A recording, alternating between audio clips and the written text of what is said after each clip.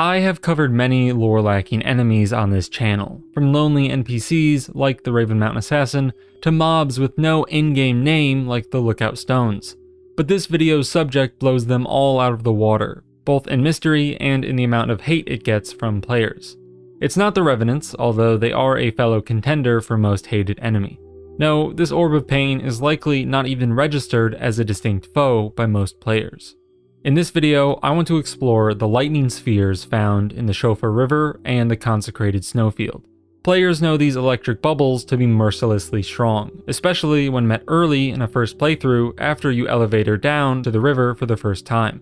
But these aren't some devilishly strong sorcery or incantation cooked up by the ancestral followers. They are an enemy in their own right, and they even have a proper name. At least I think they do. So join me in this video as we explore the lore and intricacies of the Wisps of the Lands Between.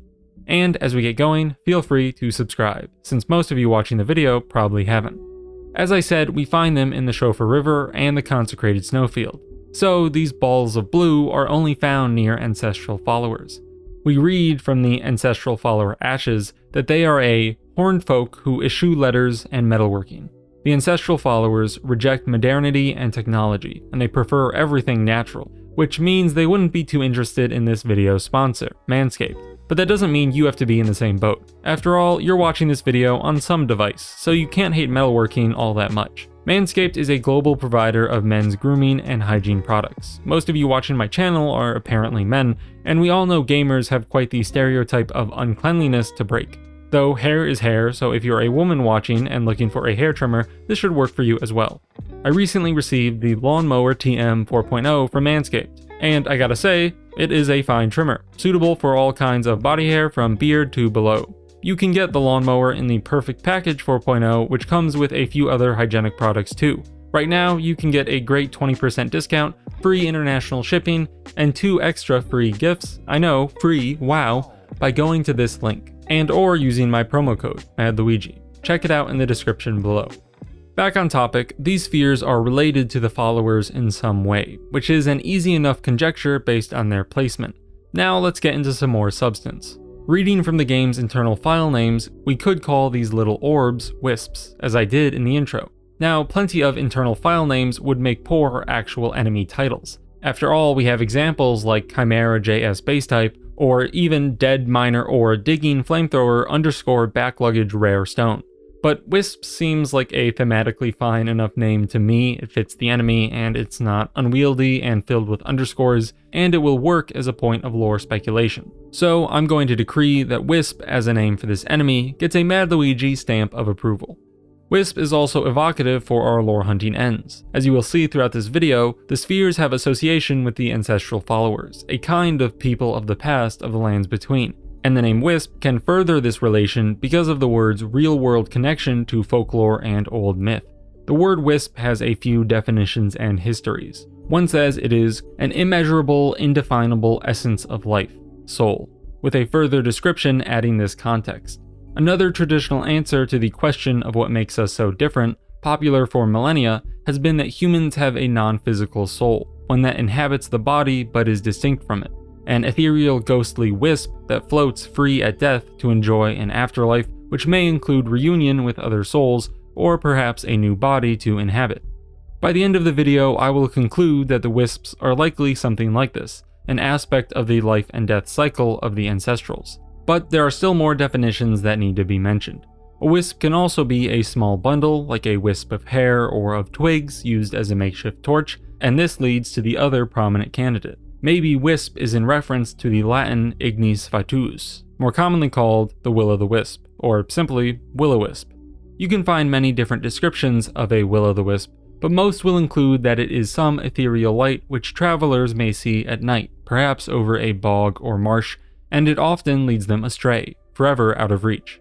There are some modern scientific reasonings for what may cause these lights, bioluminescence and such, but in antiquity they were attributed to ghosts, gnomes, fairies, or other spirits. So this definition also works for the context of the orbs in the Lands Between. It even provides a justified circumstance for the ancestral followers being kind of a people of antiquity to call the orbs wisps. Going further into the fairy aspect of the Will-o'-the-Wisps, Welsh folklore calls the wisp fairy fire, that is held by a puka, which is the pronunciation according to a Welsh short film. A puka is a small goblin-like fairy that mischievously leads lone travelers off the beaten path. Though that description is from Wikipedia, so take it with a grain of salt. And something I somehow managed to not include in the original version of my script, Siofra is an Irish word which means fairy, which definitely adds to the fairy connection here, especially because I don't think Siofra River has any better candidate for a fairy than the Wisps. There's also Scottish folklore which sometimes regards the lights as, quote, omens of death or the ghosts of once living human beings. While the Wisps in-game don't really lead us far astray, they do present themselves as something interesting and odd to check out, only to strike at us with their deadly lightning after luring us in. So it fits the bill a bit, and as I said before, I think they are part of the ancestral life-death cycle, so that would sync up with the Scottish view as ghosts of the dead. Here in my home of the United States, apparently another term that some folklorists use for the Will-o'-the-Wisps is simply orbs, so one more connection to boot for the orbs of the lands between. And with all that nomenclature knowledge in mind, let's look more closely in-game at the Wisps themselves. The spheres are so ephemeral and transitory that learning anything about them is pretty hard to do by just playing the game. After all, we had to look at internal file names to get even a name. Now, I am not a hacker or even a very good modder of games, so I had to reach out to fellow YouTuber Pentagana for this one. If you haven't seen their Balls vs Bosses videos, go check them out, they're a lot of great fun. Pentagana confirmed to me that the Wisps are not some spell or like-kinded thing. They are in fact classified as enemies. They have their own AI, they have 187 base HP, they are simply untargetable and invincible, so we can't interact with them like normal enemies. We can only brace their attacks and try to survive or dodge the 5 or 6 surges of lightning they emit before disappearing. The other day I did a live stream of some lore research, and some viewers were trying to guess what sound is similar to the sound the wisp makes when it disappears. Options included the sound of popping a rune, the sound of the teardrop scarabs disappearing, or the sound of casting glintstone pebble. There's not too much that comes to mind for the scarab connection, other than there being quite a few scarabs around the Siofra River and the consecrated snowfield where we find the Wisps. Because I don't see much of a connection here, let me know if you think there's a scarab connection I'm missing. If we do believe that the Wisps sound like the glintstone sorcery, then that would provide a connection between Liurnia and the underground, which may be furthered by the connection of ice magic. We can find ice and lightning magic in the Dragonkin soldier near the Wisps, and more Dragonkins show up in the snow in the form of spirits. Plus, we know that further ice magic may be connected to Ranni and those who served her according to Ice Spear. There is more to be said about the possible connection between Liurnia and the underground cities, but I think that would be delving more into Nox territory than Ancestral Follower, and I think the Wisps are more creatures of the latter. However, I now see that my next point could kind of be taken either way, so who knows, maybe I'm wrong in that account. If we return to our last similar sound candidate to the Wisps, the Golden Runes, we get to see another example of the game's very real dichotomy of gold and silver. All of the Golden Runes state that they are grace that dwells within the inhabitants of the lands between, the lingering residue of gold. The Golden Runes are, unsurprisingly, part of the overall setup of the Erdtree, its grace, and the Golden Order. They also have a bit of visual similarity with the Wisps, having a center sphere surrounded by a more ethereal outer shell, kind of like the nucleus of an atom and a circumscribing electron cloud. We could think of the Golden Runes as the Order counterpart to the Wisps. They have similar design and maybe sound. One is gold and of the Erdtree, the other is blue-white, evocative of silver and of the underground. As I said, the Wisps are found underground and in the consecrated snowfield. I'm pretty sure those are their only locations, but I said something similar in my Lookout Stone video and was wrong, so please let me know in the comments if there are any other instances of these Wisps in the world. The underground is obviously antithetical to the Erdtree. The tree's light does not reach underground, and it is also the land of the Nox, enemies of the Greater Will and its order. The consecrated snowfield is above ground, but it is also a secret area that leads up to the Haligtree, the embodiment of Miquella's rejection of the Order and Erdtree. Plus, due to the strong snow, the Erdtree's light doesn't reach the snowfield. The many wisps we find here can only exist because there is a blanket of cover from the Erdtree, or at least it seems that way to me. This could explain why there aren't any wisps in Liurnia with the ancestral followers there. The light of the Erdtree makes it impossible. Now, it might not be that the wisps serve the exact same role for the Anti-Erdtree team as the golden runes do for the Erdtree, but we can still note some of the similarities they have, being kind of gold-silver counterparts.